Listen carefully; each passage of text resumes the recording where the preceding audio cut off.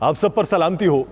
अब्बास रिजवी का लिखा हुआ है, ताबीर को तरसे हुए ख्वाबों की ज़बां है, तस्वीर के होंठों पे जो बरसों के निशान हैं, आंखों में तरो ताज़ा है जिस अहद के मंजर, हम लोग उसी अहद गुज़श्ता में जवां हैं। नीलाम हमारा भी इसी शर्त पे होगा, हम रौनके बाजार हैं जैसे हैं जहां हैं। दीवार पे लिखा है कि अब सुबह न होगी और साया दीवार में हम रक्स करना है। नाज़रीन, मैं हूँ यासिर रशीद और आप मेरा व्लॉग देख रहे हैं। नाज़रीन, एक ऐसे वक्त में कि जब पाकिस्तान के अंदर बैनुल-अक़वामी दौरा होने वाला था, एक ऐसे वक्त में कि जब चाइना के नायब वज़ीर आज़म पाकिस्तान के अंदर लैंड करने वाले थे, तो पाकिस्तान में एक सानहा रूनमा होता है। खैबर एजेंसी के इलाके बाजोड़ में JUIFA के वर्कर्स कन्वेंशन में धमाका होता है। इस नतीजे में 40 अफराद के जाँ बहक और 50 से ज़ायद के ज़ख्मी होने की इत्तलात मौसूल होती हैं। खैबर एजेंसी में वाक़ इलाके खार के दुबई मोड़ के करीब ये वाक़या पेश आता है, जहाँ पे JUI का जलसा जारी था। इसकी इत्तला मिलते ही पुलिस और इमदादी इदारे जाए वक़ुआ पर पहुँचते हैं और ज़ख्मियों को अस्पताल मुंतकिल करना शुरू कर दिया जाता है। डिस्ट्रिक्ट इमरजेंसी ऑफिसर बाजोड़ साद खान कहते हैं कि इस वाक़े के अंदर 20 से ज़ायद अफराद के जाँ बहक होने की इत्तला है और 50 से ज़ायद ज़ख्मी हुए हैं। JUI तहसील खार के अमीर मौलाना ज़ियाउल्लाह इस वाक़े के अंदर जाँ बहक हो जाते हैं। ज़ख्मियों को तिमरगरा और पेशावर मुंतकिल करना शुरू कर दिया जाता है।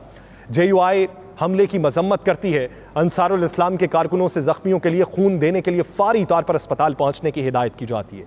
जमीयत उलमा इस्लाम के मरकज़ी सेक्रेटरी जनरल सेनेटर मौलाना अब्दुल गफूर हैदरी कहते हैं कि मंसूबे के तहत हालात ख़राब किए जा रहे हैं।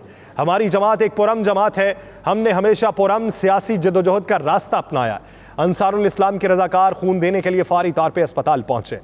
जमीयत उलमा इस्लाम फ़े के सरबराह मौलाना फजलुर रहमान ने इस वाक़े के ऊपर शदीद दुख और अफसोस का इजहार किया और आला हुकाम से इस वाक़े की इंक्वायरी का मुतालबा किया।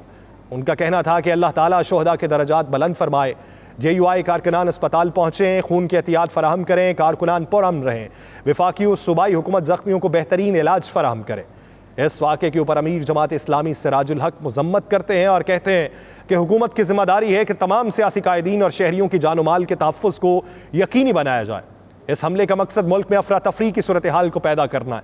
हुकूमत से मुतालिबा किया जाता है कि वह इस वाक़े की फ़ौरी और मुकम्मल तहकीकात करवाए। साबिक़ सदर पाकिस्तान पीपल्स पार्टी के शरीक चेयरमैन आसिफ अली जरदारी भी इस वाक़े की मजम्मत करते हुए कहते हैं कि दहशतगर्द सब के दुश्मन हैं। सवात की तरह पूरे मुल्क को दहशतगर्दी की नर्सरी से पाक करने की ज़रूरत है। वज़ीर आज़म मोहम्मद शहबाज शरीफ का बयान सामने आता है कि बाजोड़ में हमले की मजम्मत करते हुए कीमती जानों के ज़िया पर गहरे दुख का इजहार करता हूँ। वज़ीर आज़म ने जमीयत उलमा इस्लाम के सरबराह मौलाना फजलुर रहमान से वाक़े पर इजहार अफसोस किया और ज़ख्मियों को बेहतरीन तिब्बी सहूलियात फराहम करने की हिदायत की। वज़ीर आज़म ने वाक़े की मुकम्मल तहकीकात करके ज़िम्मेदारान की निशानदही करने की हिदायत की। सदर मुमलिकत डॉक्टर आरिफ अलवी ने भी बाजोड़ में इस वाक़े की शदीद मजम्मत की और जानों के ज़िया पर गहरे अफसोस का इजहार किया। उन्होंने जाँ बहक अफराद के अहले खाना से इजहार अफसोस किया और दुआए मग़फ़िरत की। सदर मुमलिकत ने ज़ख्मियों के लिए जल्द सेहतयाबी की दुआ की और बर वक्त तिबी इमदाद पहुँचाने की ज़रूरत पर जोर दिया। ये वो सूरत हाल है कि जब पाकिस्तान के अंदर चाइना की शराकतदारी से हम बेहतरी के रास्ते खोलने वाले हैं। ये वो सूरत हाल है कि जब मौजूदा हुकूमत जो मुंतखब हुकूमत है वो घर जाने वाली है और निगरान हुकूमत बरसर इक़्तिदार आने वाली है। ये वो मौजूदा दौर है कि जिस दौरान हमें बैनुल-अक़वामी सतह पे नए प्रोजेक्ट्स की तकमील को मुमकिन बनाना है। ये वो वक्त है कि जब बैनुल-अक़वामी सतह के ऊपर हम पाकिस्तान में सरमायाकारी लाने के ख़्वाह हैं और मुख्तलिफ ममालिक से हमारी बातचीत जारी है।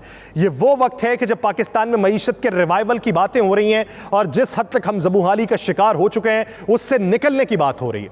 ये वो वक्त है कि जब पाकिस्तान के अंदर यह बात चल रही है कि इलेक्शन 60 दिन में या 90 दिनों में होने चाहिए और ऐसे वक्त के अंदर टाइमिंग मैटर करती है कि एक तरफ से जहाज लैंड करने वाला है और दूसरी तरफ ये वाकया हो जाता है। और कल की रिपोर्ट भी मैटर करती है कि जिसके अंदर बैनुल-अक़वामी सतह के ऊपर ये बातें हो रही हैं। यूनाइटेड नेशन ऑर्गेनाइजेशन ये बातें कर रहा है कि एक तंजीम जो पूरी दुनिया में कलदम है उसके रवाबित अफगानिस्तान में मौजूद एक जमात के साथ हैं। वो जमात जो पाकिस्तान के अंदर कलदम है और वो पाकिस्तान में तखरीब कारी के मौके ढूंढ रहे हैं और इन्हीं मौकों को देखते हुए पाकिस्तान में सिक्योरिटी चैलेंजेस आने वाले दिनों में दरपेश होंगे।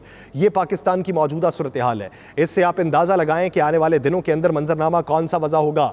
हम इधर मईशत को रोना रो रहे हैं, हम आम आवाम के पास जाते हैं, उनके आगे माइक करते हैं, उनसे पूछते हैं कि आपकी गुजर बसर कैसे हो रहा है, तो वो ये कहते हैं कि 13,000 घर का बिल आ जाए तो 2 वक्त की रोटी खाते थे, 1 वक्त की रोटी के ऊपर किनारा कर रहे हैं। और वो ये भी बताते हैं कि हमारी जब मुश्किल पड़ती है, हम सिग्नल्स पे जाके मांगने लगते हैं तो पुलिस आके हमें मांगने नहीं देती और हमें वहां से भगा दिया जाता है या हमें हवालात के अंदर बंद कर दिया जाता है। ये वो पाकिस्तान के अंदर मुआशी मंजरनामा है जहां के अंदर हमने अपनी इस्लाहात करनी थी, टैक्स निज़ाम के अंदर इस्लाहात करनी थी और बेशतर मौके पैदा करने के लिए हम तगोदो कर रहे थे। ऐसे वक्त के अंदर पाकिस्तान को अगर सिक्योरिटी चैलेंजेस दरपेश आ जाएंगे तो पाकिस्तान के अंदर मंजरनामा क्या होगा, इससे आप मुस्तकबिल करीब का अंदाज़ा ज़रूर लगा सकते हैं। पाकिस्तान का मुआशी स्ट्रक्चर जो है, अगर उसके ऊपर बात की जाए जिसके ऊपर हुकूमत तवज्जो देना चाहती है और ये कहती है कि निगरां हुकूमत के दौरान हम इसके ऊपर काबू पालेंगे और बेहतरी के रास्ते हमवार किए जा सकते हैं, इसी वजह से निगरां हुकूमत के अंदर हम इख्तियारात के अंदर इजाफा कर रहे हैं, तो पाकिस्तान का मुआशी मंजरनामा टैक्स यानी महसूलात का स्ट्रक्चर इस तरीके का है कि 22 लाख दुकानें हैं लेकिन सिर्फ 30,000 टैक्स देती हैं। दुकानदार सियासी दबाव डालते हैं तो हुकूमत को पीछे हटना पड़ता है। दुकानदार का भी फर्ज है कि टैक्स अदा करे लेकिन वो नहीं करता। दुकानों पर टैक्स अंदरूनी सियासत की वजह से नहीं लग सकता। तमाम दुकानदारों पर 3,000 रुपए टैक्स अगर लगा दिया जाए तो उन पर ज्यादा फर्क नहीं पड़ता। गुज़श्ता माली साल के दौरान पाकिस्तान की बैरूनी फाइनेंसिंग मनफी रही है, जिसकी बड़ी वजूहात ये हैं कि हुकूमत के स्टेट बैंक से कर्ज लेने पर पाबंदी थी और IMF के कर्ज प्रोग्राम का मुअत्तल हो जाना था। वजारत खजाना के ज़राए ये बताते हैं कि गुज़श्ता माली साल के दौरान हुकूमत ने बैरूनी कर्ज जो है वो कम लिया और वापस ज़्यादा किया। गुज़श्ता साल हुकूमत को मुकामी बैंक्स और नॉन बैंक ज़राए से कमर्शियल कर्ज लेना पड़ा। ज़राए ये भी बताते हैं कि गुज़श्ता माली साल के दौरान बैरूनी ज़राए से फाइनेंसिंग मनफी रही, जबकि गुज़श्ता माली साल का प्राइमरी खसारा GDP के 7% तक पहुँच चुका है। गुज़श्ता माली साल के पहले 9 माह के दौरान बैरूनी फाइनेंसिंग जो है वो 682 अरब रुपए मनफी रही है। ज़राए ये भी बताते हैं कि माली साल 2021-22 के दौरान हुकूमत की बैरूनी फाइनेंसिंग 1.178 ट्रिलियन रही है। माली साल 2021-22 के दौरान मकामी ज़राए से फाइनेंसिंग 4.4 ट्रिलियन रुपए रही, जबकि बैरूनी फाइनेंसिंग 1.33 ट्रिलियन रुपए रही। ज़राए ये भी बताते हैं कि माली साल 21-22 के दौरान मकामी फाइनेंसिंग 2.37 ट्रिलियन रुपए रही है। तो इस सूरत हाल के अंदर पाकिस्तान में मुआशी स्ट्रक्चर किस तरीके से वज़ा हो सकता था और आने वाले दिनों में पाकिस्तान के ऊपर मजीद दबाव कितना बढ़ना है, ये मंजरनामा वज़ा कर देता है कि पाकिस्तान किस हालात से गुजर रहा है और आने वाले दिनों में उसे किस हालात का सामना करना पड़ेगा। इसी वजह से निगरां हुकूमत को बाइख्तियार बनाने की कोशिश की जा रही थी, लेकिन जिसको बाइख्तियार बनाना है वो बाइख्तियार बना के कितना अरसा बैठाना है, इसका जवाब किसी के पास मौजूद नहीं है। पाकिस्तान में निगरां हुकूमत का तसव्वुर कब आया था और अब इसे बाइख्तियार बनाने की ज़रूरत क्यों पेश आई है? 26 जुलाई को पार्लियामान के मुश्तरका इजलास में इलेक्शन एक्ट 2017 में 54 तरामीम कसरत राय से मंजूर की गई, जिसके तहत निगरां हुकूमत रोज़मर्रा के उमूर जो है वो निपटाने के साथ साथ हुकूमत पहले से जारी मनसूबों के प्रोग्राम से मुतल्लिक इख्तियारात इस्तेमाल कर सकेगी और अहम पॉलिसी फैसले भी ले सकेगी। इस बिल की मंजूरी ऐसे वक्त में हुई जब सिंध और बलोचिस्तान की सूबाई असम्बलियों और कौमी असम्बली की मुद्दत पूरी होने में महज चंद दिन बाकी हैं। निगरां हुकूमत के दायरा इख्तियार को बढ़ाने की बहस ने इसलिए भी तूल पकड़ा क्योंकि इस बिल की मंजूरी से चंद रोज पहले चंद हलकों की जानिब से ये चहमगोइयां की जा रही थी कि मौजूदा वजीर खजाना इसहाक डार आइंदा सेटअप में निगरां वजीर आजम हो सकते हैं। इन चहमगोइयों के बीच पार्लियामान में इंतखाबात तरमीमी बिल 2023 भी सामने आया और मुख्तलिफ हलकों में यह इबहाम और अंदेशा बढ़ता चला गया कि इंतखाबात वक्त पर नहीं होंगे और निगरां हुकूमत का दौरानिया तवील हो जाएगा। इलेक्शन एक्ट में मंजूर होने वाली इन तरामीम पर हुकूमत की बाज़ इत्तेहादी जमातों ने भी तहफ़्फ़ुज़ात का इजहार किया, जबकि तहरीक इंसाफ ने इसकी मुखालिफत की। सबसे पहले यह देखने की ज़रूरत है कि निगरां हुकूमत के दायरा इख्तियार में तौसी के हवाले से जो तरामीम की गई हैं वो कितनी ज़रूरी थी और उन पर तनकीद क्यों सामने आई। Free and fair election network जो फाफन है, जो पाकिस्तान के अंदर लोगों के तासुरात जानता है और पाकिस्तान में इलेक्शन के स्ट्रक्चर के हवाले से काम करता है, उसके तर्जुमान मुदस्सर रिजवी कहते हैं कि गुज़श्ता इंतखाबात के हवाले से तजर्बा ये जाहिर करता है कि इलेक्शन एक्ट के सेक्शन 230 में होने वाली हालिया तरामीम से आइंदा इलेक्शन के मुतनाज़ होने का कोई ताल्लुक नज़र नहीं आता।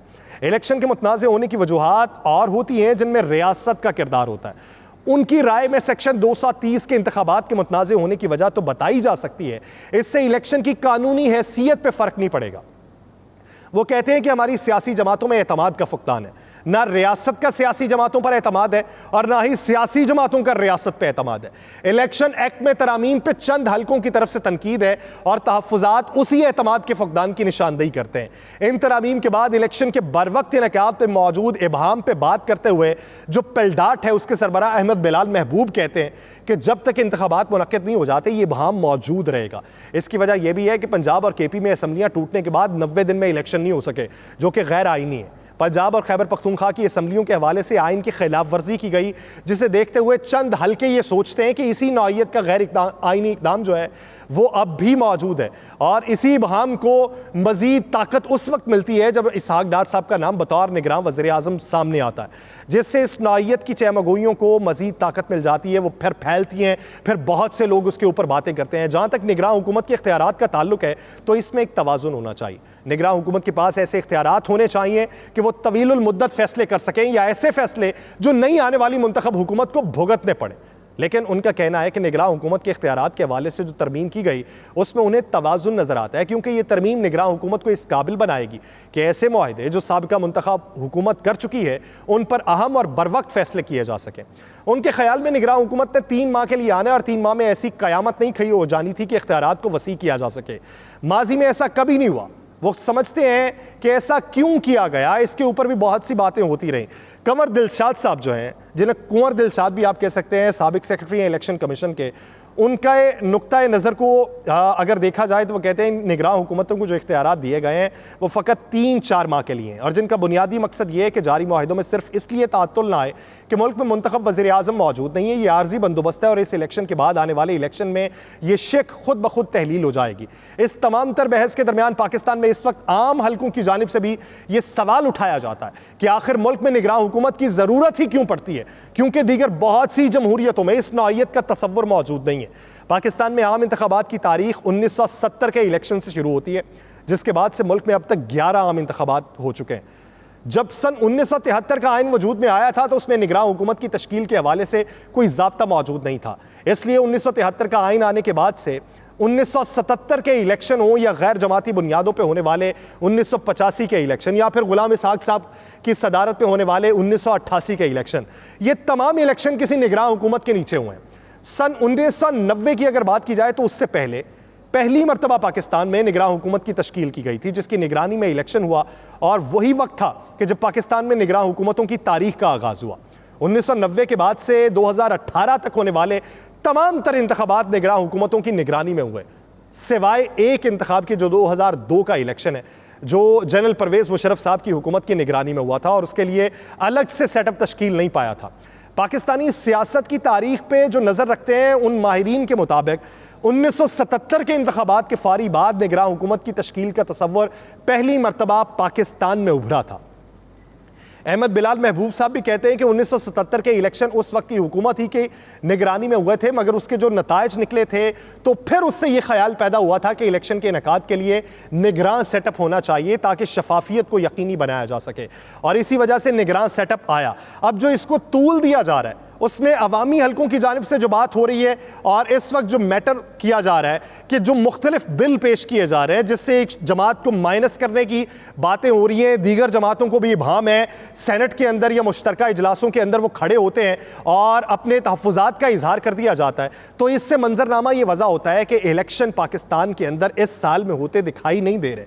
तो ये सिर्फ़ और सिर्फ एतमाद का फुक़दान है। अगर एतमाद बहाल हो जाए तो ये बातें बाहर ना निकलें, और अगर बातें बाहर निकल रही हैं तो ये बात 100% दुरुस्त है कि एतमाद का फुक़दान है तमाम तर जमातों में, जो जमातें रियासत के ऊपर तयक्कुन नहीं रखती। मुझे दीजिए इजाज़त, अल्लाह निगहबान।